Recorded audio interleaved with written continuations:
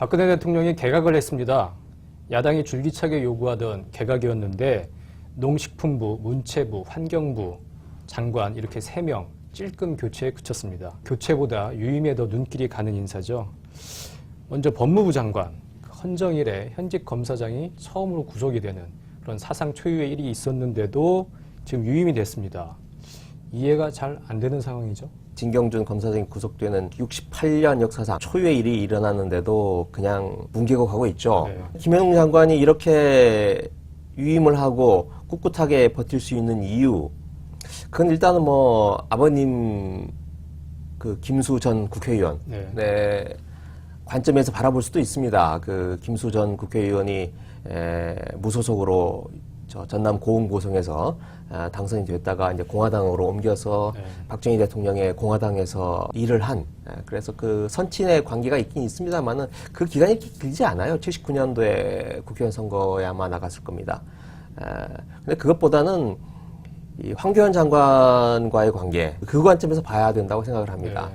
황교안 장관이 법무부 장관 시절에 차관으로서 둘이 콤비로 이른바 공안 사건들을 많이 다뤘죠. 통합진보당 해산 사건을 비롯해서 박근혜 정부에서 어떤 기틀을 마련한 이 수사인데 국정원 댓글 사건이라든지 박근혜 대통령 입장에서 보면 추진력 있게 무리 없이 깔끔하게 처리를 한 사람이 김현웅 지금 현재 장관인 겁니다. 지금 우병우, 김현웅 라인에 대해서 박근혜 대통령이 상당히 만족감을 느끼고 있다. 그렇죠. 절대적으로 신뢰하고 그걸 흔드는 건 본인의 가장 그 기초적인 걸 흔드는 거기 때문에. 황교안 국무총리, 김현웅 장관, 우병우 민정수석 이렇게 전체 다 한 팀으로 보는 게 옳을 것 같고요. 그건 이제 김수남 검찰총장도 있죠. 네, 김수남 검찰총장 이렇게 이제 그걸 공안팀이라고 명명해도 뭐 별 무리가 없을 겁니다. 아무튼 박근혜 대통령 사정은 그런 건데요. 이건 이제 국민의 시각으로 볼 필요가 있습니다. 정무직 공무원입니다. 법무부 장관은. 현재 검사장이 정부 수립 이후에 엄청난 뇌물을 받고 구속이 됐는데 결과적으로 장관이고 검찰총장이고 아무도 책임을 지지 않는 이 박근혜 정부는 무책임한 정부다는 사실이 이번에 입증이 됐다고 봐야 될 것 같습니다. 뭐 실무적으로는 뭐 여러 가지 이유가 있을 겁니다. 뭐 공안팀을 흔들고 싶지 않다. 또 법무부 장관이 이제 호남 출신이라 어떤 지역 배려를 맞춰놨는데 그걸 또 후임자를 찾기가 쉽지 않다. 이제 이런 것들이 있을 텐데요. 대통령이 인사권이라는 게 국민들을 보고 행사하는 거기 때문에 그런 측면에서 보면 있을 수 없는 일이 벌어졌다 이렇게 생각합니다. 이번에 유임된 사람이 또 한 명 눈에 띄는 사람이 외교부 장관입니다. 윤병세 장관. 지금 사드 배치 문제 때문에 균형 외교 기조가 지금 흔들리고 있고 또 윤병세 장관 같은 경우에는 사드 배치 발표 날 백화점에 바지 수선하러 갔다가 그게 발견이 돼서 항명한 거 아니냐, 뭐 정말 바지 장관이다, 뭐 이런 농담도 이제 나오고 그랬는데요. 윤병세 장관의 유임 이건 어떻게 봐야 할까요? 그래서 외교부에 이제 오병세 이런 말이 있습니다. 윤병세 장관의 별명이죠. 박근혜 대통령 임기 5년을 같이 할지도 모른다. 그래서 오병세다 이런 말이 있는데요. 이번에 고비를 넘기면서 오병세에 좀 더 이제 가까워진 그런 측면이 있는 것 같습니다. 사실은 장관을 길게 하는 건 좋은 겁니다. 가능하다면 대통령하고 임기를 같이 하는 것도 뭐 괜찮은 일이죠. 그런데 지금 대한민국 외교가 과연 성공을 하고 있느냐 이런 시각에서 보면 동의하기 어려운 것이 사실입니다. 윤병세 장관이 중국하고 한중 관계를 강화해야 된다. 이렇게 해서 이제 시진핑과 정상회담도 하고 또 막루에까지 올라갔죠. 박근혜 대통령이 이렇게 했다가 또 미국에서 화를 내니까 중국하고의 관계는 다 틀어지고 지금 미국 쪽으로 이제 쏠리고 있는 이게 지금 대한민국 외교의 현주소고 외교반에서 이제 외교 참사다 이렇게까지 평가하는 시각이 있는데 그런 장관을 물론 여러 가지 이유로 중국에 잘못된 메시지를 주고 싶지 않다 이런 여러 가지 의도 때문에 유임을 시켰을 가능성이 있겠습니다만 아무튼 이 문제도 국민들 시각으로 보면 아니 외교를 지금 잘하고 있다는 것인가 이렇게 납득하기가 좀 어려운 그런 측면이 있는 것 같습니다. 뭐 중국에 주는 메시지처럼 거창한 이유가 저는 아니라고 생각을 합니다. 오병세라는 별명이 붙은 이유는 그만큼 윤병세 장관이 박근혜 대통령의 어떤 신임을 받고 있다는 거고 이제 그 이유를 윤병세 장관이 박근혜 대통령에게 보고를 하는 걸 본 사람의 이야기를 따르면 네. 정말 감탄을 할 수밖에 없게 그렇게 보고를 한다 그래요. 그 일목요연하게 귀에 쏙쏙 들어오도록 이야기를 하면서 보고받는 사람이 기분이 좋도록 굉장히 어떤 국정 현안이나 세계적 정세 속에서 키플레이어로서 역할을 하는 것처럼 느끼도록 그렇게 보고를 한다 그래요. 네. 그런 보고를 받는 박근혜 대통령의 표정을 보면서 사람들이 이미 오병세로 가겠구나 이렇게 지금 판단을 내린 거죠. NSC 사드 배치 발표하던 날 그날 바지 수선을 하러 갔다는데 맞겠죠. 네. 그런데 이미 대통령의 의중이 어디로 가 있는지 알고 있는 상태에서 굳이 본인이 적극적으로 나서서 말릴 생각이 없었기 때문에 간 거 아닐까요? 물론 이제 우리 기사에 이제 반대를 했다라고 네. 한 기사가 나가긴 했습니다만은 반대는 했을지 모르겠으나 그걸 적극적으로 관철시키고자 하는 의지는 없었다 이렇게 봐야겠죠. 새로 장관에 된 사람 얘기도 뭐 간단히 짚는 게 좋을 것 같은데요. 문화체육부 장관이 조윤선 네. 전 여성가족부 장관, 또 정무수석도 있죠, 이분이. 농림축산식품부 장관의 김재수 농수산식품유통공사 사장이 내정이 됐고요. 또 환경부 장관은 조경규 국무조정실 2차장 이렇게 세 사람의 장관급 인사가 있었습니다. 이 중에서 단연 눈에 띄는 사람은 이제 조윤선 전 장관인데요. 이분이 4.13 총선 과정에서 경선에 나왔다가 이해운 의원 했습니다. 네. 네, 경선 탈락자죠. 네. 박근혜 대통령이 굉장히 좀 특이한 인사 스타일인 이번에 이제 보여준 측면이 있는데요. 왜냐하면 경선에서 낙마한 사람이 김재원 현 청와대 네. 정무수석이 있고요.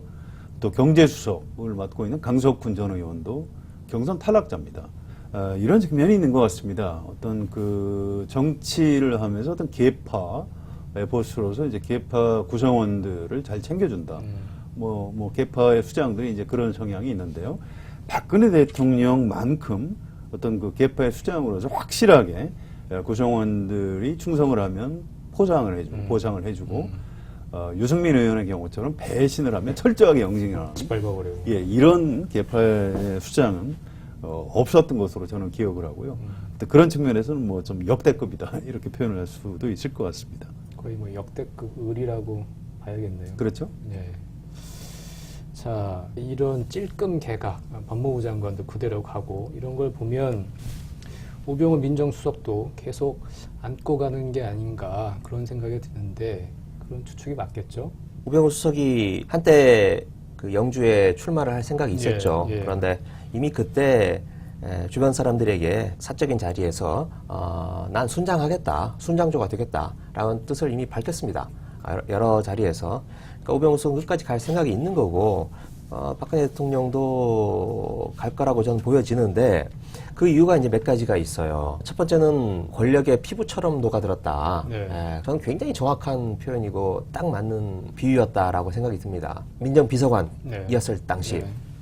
주변 사람들에게 이제 동료 검사나 선후배 검사들에게 뭐 한 이야기를 들어보면 3인방과의 관계를 이야기를 한 대목이 있습니다. 그러면서 이제 그 당시 이제 모시고 있던 김영한 민정수석 이야기를 하는데 자기는 이해가 안 된다.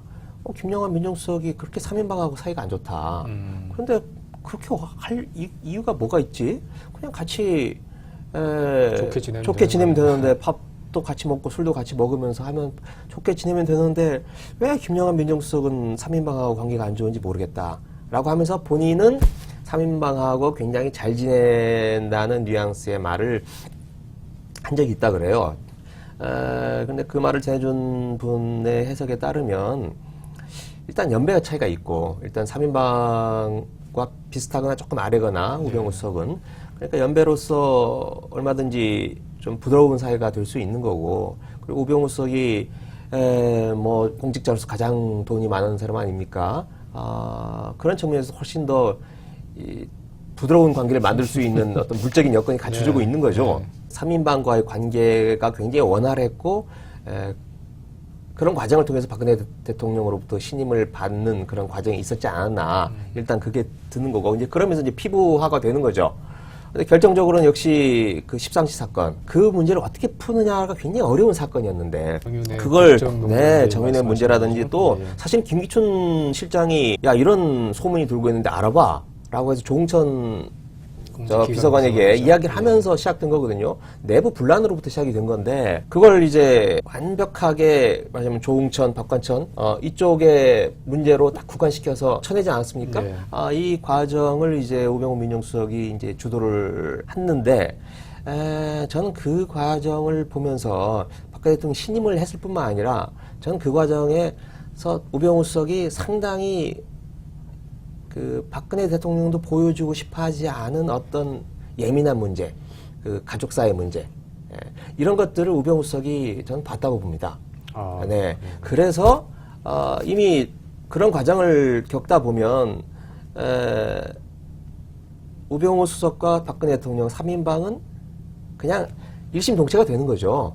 서로 볼 꼴 못 볼 꼴 다 보여주고 그리고 어떻게 은밀한 부분까지 서로 알게 되기 때문에 이제 도저히 어떻게 이게 분리가 잘 안 되는 그런 단계로까지 우병우 수석이 갔고 그런 의미에서 3인방이 어떻게 보면 4인방이 됐다고 할 수도 있는 거죠.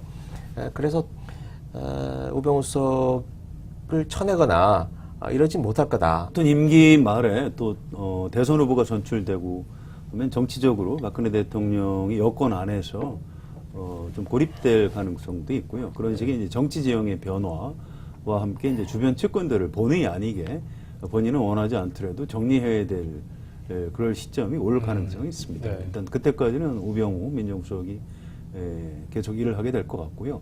앞으로 남은 임기를 뭐 끝까지 다 할지 안 할지 뭐 그 부분은 저는 잘 모르겠습니다만 아무튼 국민들의 시각으로 보면 사실은 이런 정도의 문제가 불거진 참모라면 바꾸는 게 옳거든요. 그래서 박근혜 대통령 본인이나 국민들을 위해서도 교체하는 것이 좋겠다 이런 생각입니다.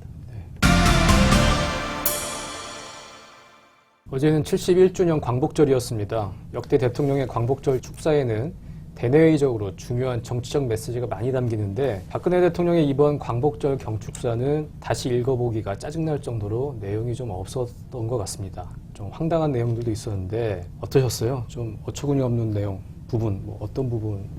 그래서 뭐 제 귀에는 뭐 할 수 있다 그 말 할 수 있다. 남은 게 없고요. 아무튼 그 앞부분에서 안정근 의사가 유언을 남긴 곳이 리술 감옥인데 네. 하얼빈 감옥이라고 틀리게 얘기했다가 청와대 당국자가 공식적으로 정정했죠. 정정을 하는 해프닝이 있었습니다. 그런데 이게 대통령 연설문에서는 좀 있을 수 없는 치명적인 네. 그런 이제 오류죠. 이 부분 때문에 전반적으로 내용에 대한 신뢰도 같이 확 떨어지는 그런 효과가 좀 있었던 것 같습니다. 청와대 연설문 담당 비서관이 얼마 전에 교체가 됐는데요. 그 교체 직후에 깨끗하고 튼튼한 고급 쥐덫을 만드는 게 사실은 혁신의 어떤 실패 사례인데 그걸 네. 박근혜 대통령이 성공 사례라고 잘못 전달하는 그런 사고가 있었습니다. 이번에 두 번째 대형 사고가 난 셈이고요. 아무튼 전반적으로 박근혜 대통령이 이번 경축사를 통해서 하고 싶었던 얘기는 올림픽에서 이제 며칠 전에 펜싱 에페 남자 개인 단체전에서 네. 박상영 선수가 네. 뭔가 이제 주문을 외웠죠. 할 수 있다. 근데 그 이제 주문의 내용이 나중에 알고 보니까 나는 할 수 있다, 할 수 네. 있다, 할 수 있다 이거였는데 그게 감동받은 것 같아요. 그런 것 같습니다. 뭔가 박근혜 대통령이 나라 이제 경제나 외교의 모든 게 어려워지니까 나는 할 수 있다. 거기서 이제 나는 이 부분을 빼고 국민들한테 우리는 할 수 있다. 우리는 할 수 있다. 옛날에 이제 박정희 전 대통령이 우리도 할 수 있다. 이런 이제 정치적인 구호를 가지고 새마을 운동을 했는데요. 지금 그 아주 오래된 주문을 네. 좀 다시 끄집어낸 것이 아닌가 이런 생각입니다. 그 어려운 시기에 콩 한 쪽도 나눠 이겨내는 공동체 문화 뭐 이런 얘기를 했는데 저 정말 제가 다시 국민학교 시절로 돌아가는 그런 착각이 들 정도였어요. 그 하얼빈 이야기를 좀 하고 싶은데요. 전직 연설비서관에게 한번 전화를 걸어봤어요. 네, 네. 강원국 전 연설비서관인데 이분이 노무현 대통령 5년 네. 뿐만 아니라 김대중 대통령 3년 그래서 도합 8년 동안 두 전직 대통령의 연설문을 쓰고 가다듬은 그런 분이에요. 그래서 제가 전화를 한번 해봤더니 진짜 있을 수 없는 일이다. 네. 보통 이렇다는 거예요. 그렇게 중요한 경축사는 대통령이 주재하거나 또는 비서실장이 주재하는 독회를 한 10여 차례 한답니다. 그럼 독회를 할 때마다 모든 수석들이 들어오고 그 수석들이 들어오기 전에 이미 연설문 초안을 수석에게 보내죠. 그럼 수석이 자기가 그 독회에 들어오기 전에 자기가 데리고 있는 비서관들에게 다 주면서 우리 방에서 관련된 내용이 여기에 어떤 문제점이나 개선 방안이 있는지를 읽고 나한테 얘기를 해줘. 그래서 그 이야기를 취합해서 그리고 이제 그 독해에 올라와서 뭐 콩이야 파치야 이제 이야기를 하면서 토론을 하는 거죠. 그러면 벌써 거기에 지금 수십 명이 보는 거 아닙니까? 거기에서 이런 어처구니 없는 실수가 벌어진다? 야, 그건 자기는 있을 수가 없다라고 생각을 하면서 그래도 왜 그럴까 생각을 해보니 딱 한 가지 이유가 있을 수 있다는 거예요. 그건 8.15 경축사 직전에 뭐 14일이나 뭐 13일쯤에 대통령이 갑자기 집어넣는 거예요. 거기다가 하얼빈 감옥이라고. 그러면 이제 물론 인쇄하기 전에 다시 또 한 바퀴 수석이나 비서관들에게 돌긴 도는데 근데 그때 이제 잘 안 보게 된다는 거죠. 뭐냐면 야 대통령이 넣으신 문구인데 감히 대통령 하신 말씀에 어떻게 토를 못 따는 그냥 무조건 받아들이는 흡수해버리는 그런 현상이 발생한 거 아니냐라고 하는 게 이제 강원국 비서관의 해석인데 저는 조금 생각이 다릅니다 개인적으로. 생각이 다르죠. 네, 그건 팩트가 아닐 것 같고 왜냐하면 과연 박근혜 대통령이 광복절 경축사에 10여 차례나 검증을 통해서 독해를 할까? 저는 그렇지 않다고 생각을 하고 오히려 너무 단촐하게 이 연설문이 작성되지 않았나 내용이 너무 부실하기 때문에 그래서 제가 보기에는 연설비서관이 쓰고 그리고 이른바 3인방 중에 한 분이 굉장히 10여 년 동안 저 박근혜 대통령이 연설문만 그 봐온 분이 있는 거 아닙니까? 네. 이제 그분이 그걸 한번 데스크를 보고 그리고 대통령이 읽고 이런 아주 압축된 과정 속에서 누가 그걸 제대로 검증을 못한 잘못을 바로잡지 못한 그런 일이 있었던 거 아닌가 제 생각이 다른 부분이 그런 거 있습니다. 대통령의 철학을 반영하는 게 연설문일 텐데 대통령의 철학과 역사 인식이 너무나 빈곤하기 때문에 딱 그 수준의 연설이 나오고 걸러지지도 않고 뭐 그렇다고 봐야 되지 않을까요? 예, 좀 슬픈 얘기인데 뭐 사실 그렇죠. 경축사 내용 중에 이제 이런 부분들이 있습니다. 법을 불신하고 경시하는 풍조 속에 떼범 문화가 만연하면서 그렇죠. 이런 네. 표현이 있는데요. 네. 법을 경시하는 풍조. 지금 우병우 민정수석이나 진경준 검사장 사건을 가지고 대통령이 국민들한테 지금 이런 표현을 할 수 있는 건지 참 그 의문이고요. 또 이런 게 있습니다. 모두가 남 탓을 하며 자신의 기득권만 지키려고 한다면 우리 사회가 공멸의 나락으로 함께 떨어질 수도 있다. 자, 기득권자가 누구죠? 사사건건 남 탓을 하고 있는 사람이 누굽니까? 제가 생각할 때는 박근혜 대통령과 현 정부, 당국자들이라고 생각합니다. 자신들은 책임도 없고, 잘못하는 것도 없고, 지금 자꾸 이제 국민 탓만 하고 있는 이런 인식이 이번 경축사에 좀 고스란히 반영된 측면이 있는 것 같습니다. 네. 박대박이라는 말이 있는데 박근혜 말은 박근혜 말로 반박될 수 있다. 또 하나의 사례가 아닐까 싶습니다. 가만히 들여다보면요. 이번 연설문 길게는 나왔지만 다 대통령이 한 번씩 한 말들입니다. 그렇죠. 네. 네. 어떤 느낌이 들었냐면 인상이 이거 짜깁기 연설문이다. 네. 그동안에 대통령이 했던 어록을 쭉 뒤져가지고 그중에 부분 끄집어내서 모자이크를 만들듯이 짜깁기를 한 게 아닌가. 그러니까 무슨 그 안에 국정 철학이나 내용이 담겨 있기보다는 조각조각을 그냥 맞춰놔서 일정한 양을 채우는 그런 게 아니었나. 그런 의미에서 보면 가장 내용이 없죠. 우리는 할 수 있다. 이거 영어로 하면 어떻게 되는지 아십니까? 오바마의 선거고였죠. Yes, we can 이렇게 되고요. 또 이와 비슷한 표현을 많이 쓴 사람이 과거에 있었습니다. 전두환 전 대통령이 하면 된다 이런 말을 많이 썼고요. 우리나라 군부대의 구호 중에 아마 하면 된다가 가장 많을 겁니다. 근데 이 말은 나이키의 브랜드죠. Just do it. 이렇게 하면 뭐 좀 굉장히 멋있어 보이는데 이제 과거에 이제 박정희, 전두환 이런 분들이 이런 말, 우리도 할 수 있다, 우리는 할 수 있다, 또 하면 된다 이런 말로 어떤 국민들을 에너지를 짜내는 이제 과거 이제 독재자들이 이제 그 정치 구호였기 때문에 이제 우리한테 굉장히 좀 억압적인 감정이 남아 있는데요. 매우 불행하게도 이번에 그 박상용 선거 때문인지는 모르겠습니다만 박근혜 대통령이 어릴 때 들었던 할 수 있다. 이제 아버지한테 그 얘기를 많이 들었겠죠. 그 얘기를 지금 좀 다시 좀 끄집어낸 측면이 있는 거 아닌가. 좀 답답한 일입니다. 역대 대통령들 제가 한번 이 연설문이 어땠는지 한번 들을 기회가 있었는데 가장 완성도가 높았던 사람은 노태우 대통령 때였다 그래요. 노태우 의외로. 대통령. 예. 그 이유는 노태우 대통령이 일체 간섭을 하지 않았다고 합니다. 네. 아, 가만히 그러니까 있는 게 도와주는 가만히 있는 거죠. 거예요. 그러면 네. 그 연설비서관이 자기 생각을 가지고 처음부터 끝까지 완성도 높은 작품을 만들어냈고 그냥 그걸 그대로 노태우 대통령이 읽었다 그래요. 근데 최악은 김영삼 대통령이었다고 합니다. 아니, 그분은 머리는 빌릴 수 있다. 네, 아니요. 대부분의 경우는 손을 안 대긴 했습니다만은 가끔씩 손을 댔답니다. 손댄 걸 연설비서관이 다시 또 뭐라고 할 수가 없는 거죠.